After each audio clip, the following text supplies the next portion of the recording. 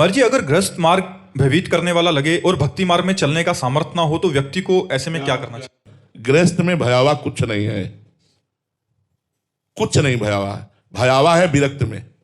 मन काम सता रहा है, अब वो बार बार नाम जब से भी कंट्रोल में नहीं आ रहा है, हृदय जला रहा है, आकर्षण कर रहा है, अब ये भय है। मन लगता है कोई यार हमसे प्रेम से बात करे, भगवान तो बोल नहीं रहे, अब यहाँ किसी से प्रेम से बात करो तो फंस जाओगे, ये भी भयावा है। भयावा है तो वैराग्य मार्ग भयावा है, जिसमें संसार के समस्त रागों का त्याग करके भगवान से केवल अनुराग करना है। हमें लगता है गृहस्थ में जाना चाहिए, विरक्त में उसे जाना चाहिए जिसने जीवित मर जाए उलट याप में समाए, यह है दिलगिरी। जिंदा जो मरने के लिए तैयार, उसे वैराग्य में आना चाहिए। हर कष्ट सहेंगे, कभी किसी से कुछ नहीं कहेंगे, पूरा दृढ़ निश्चय, चाहे जितना कष्ट पड़े, ना भगवान से शिकायत और ना किसी से कहना और आप मिलो ना मिलो, मैं आपको छोड़ने वाला नहीं।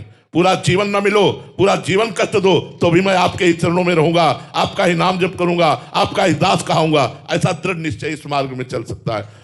तो हमें लगता है अगर भय शब्द कहो भोगों की तुलना में देख करके, तो भयावा तो परमार्थ का वैराग्य मार्ग है, जिसमें कदम कदम पर लड़ाई है, कदम कदम पर युद्ध है, कदम कदम पर भय है और उनको रौंदते हुए बढ़ना है।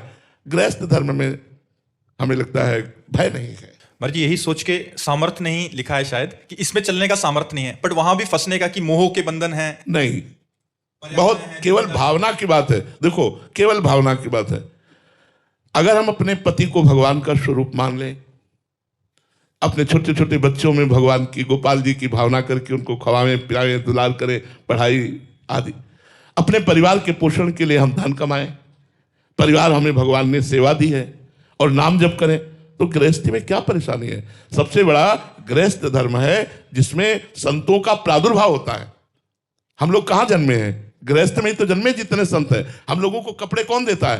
किसी न किसी रूप में आकर गृहस्थ रूप में भगवान हमें वस्त्र देते हैं, भगवान हमें पैसे देते हैं, भगवान हमें भोजन देते हैं, भगवान हमारी व्यवस्था कर रहे हैं। वो गृहस्थ रूपी भगवान मुरली रख के नहीं आते हैं, मुरली रख के नहीं आते, भगवान इन्हीं रूपों में आते हैं और हमें अर्थ देते हैं, हमें भोजन देते हैं, हमें वस्त्र देते हैं। तो आप सोचो, धन्य है वो गृहस्थ जो मेहनत करके कमाता है, अपने परिवार का पोषण करता है, भगवान का नाम जप करता है, साधु महात्माओं के उदर भरता है, उनकी साधना को पुष्ट करने के लिए उनके वास की व्यवस्था, उनके वस्त्र की व्यवस्था, और इसके बाद अभिमान नहीं, उनके चरणों में प्रणाम करता है। गृहस्थ धर्म सबसे बड़ा मूल है। इसी गृहस्थ से संत उपजते हैं, इसी गृहस्थ में भगवान का अवतार होता है। इसलिए ऐसा तो ना सोचो कि गृहस्थ धर्म से भगवत प्राप्ति नहीं होती, गृहस्थ धर्म केवल फंसाने वाला है, ऐसा ना सोचो।